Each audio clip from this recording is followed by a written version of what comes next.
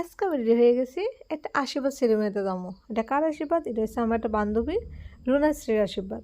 তোমরা হয়তো দেখলে চিনবা, কারণ তাই আমার অনেকটি ব্লগে আছে। তো রেডি হইয়া তাহলে গিফট নিয়ে ওদিকে গেলাম গা। তো গিয়ে সেটা দিয়ে ঢুকলাম। এতে আমারও ইনভিটেশন আসলো, হ্যার ইনভিটেশন আসলো, কিন্তু হ্যাঁ একটা বিশেষ কাজের লেগে যাইতে পারছে না। তো আমি একলাই গেছি।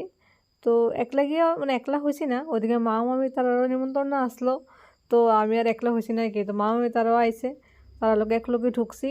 তো গেলাম, এই যে তারার আশীর্বাদ, এই যা বান্ধবী রুনাসি আর তাই হবু বর। তো এখন তাই কংগ্রেচুলেশন করে ফেলতেছি যে জীবনটা ভালো করে কাটাইতো, নতুন জীবনে পা দিতেছে। আজকে আশীর্বাদ প্রোগ্রাম, আর বেশি দিন নেই তার বিয়া। তো জীবনটা তো ভালো করে কাটায়, ভালোভাবে সব কিছু মঙ্গল মতো হয়।